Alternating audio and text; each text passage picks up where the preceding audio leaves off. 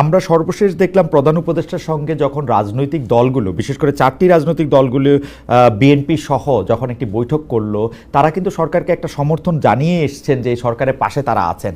আর আমরা তো স্বাভাবিকভাবে একটা নির্বাচিত সরকার থেকে আরেকটা নির্বাচিত সরকারের উত্তরণের পথটা রাখি নাই। 15 বছরে হাসিনা সরকারের ফলে তাকে যখন সরে যেতে হয়েছে, একটা অনির্বাচিত সরকার আসতেই হতো। তো সেই সময়ের মধ্যে কি এই সরকারের ভিতরে সরকারটা যে তৈরি হইল, এইটার জন্য কি আমরা বিএনপিকেও দায়ী করতে পারি? কারণ অনেকে বলতেছেন যে সরকারের ভিতরে সরকারটা হয় বিএনপি অথবা এনসিপি, অথবা বিএনপি এনসিপি আর্মির একটা, অথবা ফাহাম আব্দুল সালাম, আপনি যদি একটু আমাকে বলেন যে সরকারের ভিতরে সরকার ক্ষমতায় নাই। জি, বিএনপি তো ক্ষমতায় নাই। জি, মানে এই সরকারের ভেতরে যেটা অ্যাকচুয়ালি পাওয়ার যারা শেয়ার করেন এনসিপির কয়েকজন নেতা এবং তাদের একটা প্রভাব আছে। এর বাইরে যেই প্রভাব বিএনপির কিংবা জামায়াতে ইসলামের, এটা হচ্ছে কি বিভিন্ন সময় তাদেরকে বিভিন্ন জিনিস চাওয়া হয়, মানে বিভিন্ন তাদের কিছু মতামত চাওয়া হয়, সেই মতামত তারা দেন এবং সেই মতামতের কারণে তাদের একটা প্রভাব রয়েছে। কিন্তু আপনি যদি সরকারের ডিসাইডিং ফ্যাক্টর বলেন, সেই ক্ষেত্রে তো বিএনপির কথা শোনা হয় না। বিএনপির প্রচুর কথা শোনা হয়নি এবং এটা সত্যি কথা যে বিএনপি এবং জামাত দুটো দলই এই সরকারকে, এবং এনসিপিও, তিনটা দলই এই সরকারকে সাপোর্ট করেছে। আমি এটা বলবো যে বাংলাদেশের ইতিহাসে এরকম ম্যাসিভ সাপোর্ট নিয়ে কোনো সরকার ক্ষমতায় আসে নাই এবং কোন দলই কিন্তু তাদের যে চলার পথ সেটাকে মানে খুব কঠিন করে ফেলছে না। তার একটু চাপ দেয়, কিন্তু চাপ দিয়ে আবার পেছনে চলে আসে।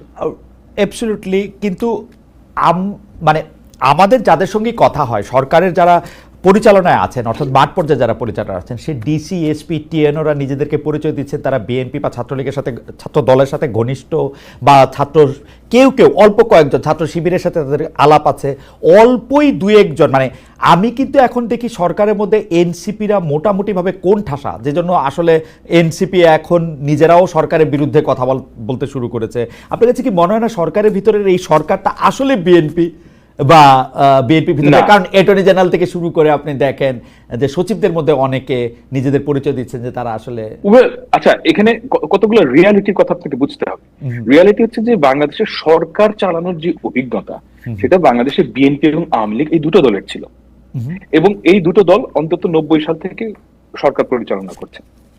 তো বাংলাদেশ খুবই পোলারাইজড একটা সমাজ। এই সমাজে হয় বিএনপি নাহলে আওয়ামী লীগ, এটা অস্বীকার করার কোনো উপায় নেই। এবং এই রিয়ালিটির মধ্যে আসলেই তো অনেক মানুষ বিএনপির কে ভোট দিয়েছে, বিএনপির প্রতি তাদের সমর্থন আছে, কিন্তু দ্যাট ডাজন্ট নেসেসারিলি মিন যে সরকারের যে প্রজেক্ট, সরকারের যে কর্মকাণ্ড, সেই জায়গাটায় প্রভাব বিস্তার করার মতো ক্ষমতা বিএনপির আছে। আমি সেই জায়গাটা মনে করি না। কিন্তু বিএনপির অনেকেই বিএনপি পন্থী বলতে পারেন, কিংবা যাদের বিএনপির প্রতি ভোট দিবেন, এই ধরনের মানুষ তো আসবেই। মানে এটা তো অস্বাভাবিক কিছু না। ওকে, এই প্রসঙ্গে শেষ প্রশ্ন আপনার কাছে জনাব ফাহাম আব্দুল সালাম, তাহলে কি আপনি সরকারের ভিতরে সরকারটাকে কি আপনি চিনতে পারেন? এরা আসলে কারা? এরা কি একটা ক্ষমতা দখল করে দীর্ঘদিন ক্ষমতায় থাকতে চায়, নির্বাচন না দিতে চায়, ডক্টর ইউনূসকে বেশি দিন ক্ষমতায় রাখতে চায়, এনসিপি কে ক্ষমতায় বসায় দিতে চায়? এরা কারা আসলে? মানে কারা এত? I mean status quo people, as simple as that. Status quo as in মানে ডক্টর ইউনূসকে 5 বছর চাই পিপল সিস্টেম থাকলে। মানে বাংলাদেশের যে কোনো জায়গায় কেউ মজা পেলে থেকে যেতে চায়। এটা হচ্ছে চেয়ারের একটা মজা আছে এবং এই মজাটা আসলে খুবই আরামদায়ক এবং এই মজা যারা পায় তারা ওখান থেকে যেতে চায় না। as simple as that. আপনি কি মনে করছেন যে চেয়ারে এখন যারা আছেন তারা সবাই চেয়ারের মজাটা পেয়েছেন, খুব ভালোভাবেই পাচ্ছেন? Of course পাচ্ছেন, কিন্তু তারা মুখে বারবার বলছেন যে তারা আসলে ক্ষমতায় থাকতে চান না, তারা ক্ষমতায় থেকে তাদের আসলে বড় কোনো লাভ নাই, কিন্তু চেয়ারের মজাটা তারা পাচ্ছেন ভালো। হয়তো ইউনূস সাহেব চান না, কিন্তু উপদেষ্টাদের মধ্যে অনেকেই চান না। কিন্তু আমি তাদের পার্সোনাল স্পেয়ারে অনেক কথা বলেন যেগুলো এখানে বলা যাবে না, কিন্তু এরকম অনেক কথা বলেন তারা। আমার মনে হয় যে আমরা আবার আপনার কাছে আসবো, কিন্তু আমি জনাব হান্নান মাসুদ আপনার কাছে আসতে চাই। জনাব হান্নান মাসুদ, সরকারের ভিতরে সরকার আসলে কারা? আমার বিবেচনায় সরকারের ভিতরে সরকার হচ্ছে এনসিপি, যারা হচ্ছে মানে কোনো একটা জায়গায় আর্মি, পুলিশ বা কারো কোনো আইন শৃঙ্খলা বাহিনী কোনো একটা অপারেশন চালাচ্ছে, যারা মনিটর করে ওখানে দেখতে দেখতে, কেউ বলছেন জুস খেতে খেতে, তা যারা হচ্ছে সরকারের থেকেও আমরা আসলে এনসিপি না তারা বলেন। এনসিপি আবার যখন বলে যে আমাদের আসলে চাঁদা লাগবে, যেমন ধরা যাক যে কবি ও চিন্তক ফরহাদ মাজার যে কথাটা বলতেছেন যে তারাও আসলে একই পথে হাঁটছেন, আমি তাকে কোট করতে পারি যে তারাও আসলে এনসিপি সম্পর্কে তিনি বলছেন ফরদ মাজার, হ্যাঁ তারা সেটাই শিখছে, পুরনো লুটেরা মাফিয়া শ্রেণীকে আরও আনার ব্যাপারে সেটাই শিখছে, নির্বাচনী করতে হবে। ওরাও ঠিকই চাঁদা চাইতেছে, বড় বড় হাউসের কাছে যাচ্ছে 2 কোটি টাকা 5 কোটি টাকা।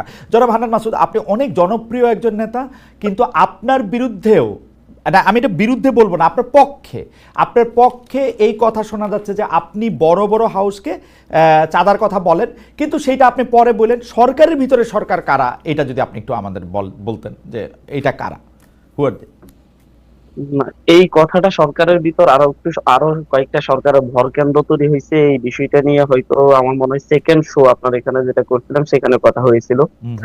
আমি আমার দৃষ্টিকোণ থেকে দেখেছি এই সরকার সবচেয়ে দুর্বল হওয়ার কারণ হচ্ছে সরকারের কোনো ধরনের একক ভর কেন্দ্র নেই। সরকারকে তার যে কোনো পরিস্থিতি সামাল দিতে হলে হয় বিএনপি কে লাগে, না হয় এনসিপি কে লাগে, না হয় জামাতকে লাগে। যার পরবর্তীতে তৃণমূলের প্রতিটি ক্ষেত্রে প্রশাসন আসলে কাদের সাথে সমন্বয় করবে, কতটুকু কি করবে, এতটুকুনো প্রশাসন বুঝতে পারে না। আপনার জনগণের সাপোর্ট ছাড়া সরকার শুধুমাত্র পুলিশ প্রশাসন দিয়ে কিংবা হচ্ছে শুধুমাত্র অন্যান্য প্রশাসন দিয়ে সরকার তৃণমূলে পৌঁছাতে পারে না। যার কারণে প্রশাসন চিন্তা করে যে হচ্ছে পরবর্তীতে তাকে কার দাস হয়ে টিকে থাকতে হবে।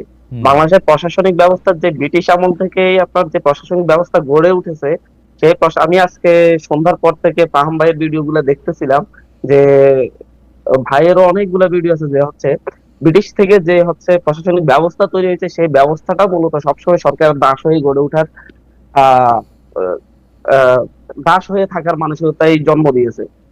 যার কারণে এখন যারা আছে তাদের মধ্যে বিরাট একটা অংশ, যে কথাটা ফাহাম ভাইয়ের কথাই এসেছে, আপনার কথাই এসেছে, বিরাট একটা অংশ চিন্তা করছে যে বিএনপি ক্ষমতায় আসতে না, সুতরাং বিএনপির বিরুদ্ধে কোনো ধরনের ব্যবস্থা নেওয়া যাবে না। আবার তৃণমূলে সরকারি ব্যবস্থাটা তো হচ্ছে শুধুমাত্র ডক্টর ইউনূস এবং হচ্ছে 22 জন 23 জন উপদেষ্টা না, সরকারি ব্যবস্থাটা তৃণমূল পর্যন্ত পৌঁছে দিচ্ছে যারা, তারা সেখানে প্রত্যেকে চতুর্মুখী চাপের মুখে থাকে। আমি বলছি এই চাপটা সবচাইতে বেশি আসছে বড় দল হিসেবে, প্রভাবশালী দল হিসেবে বিএনপি থেকে, তারপরে জামাত থেকে, তারপরে হয়তো ছোট দল হিসেবে বিভিন্ন ক্ষেত্রে এনসিপি থেকেও আসে।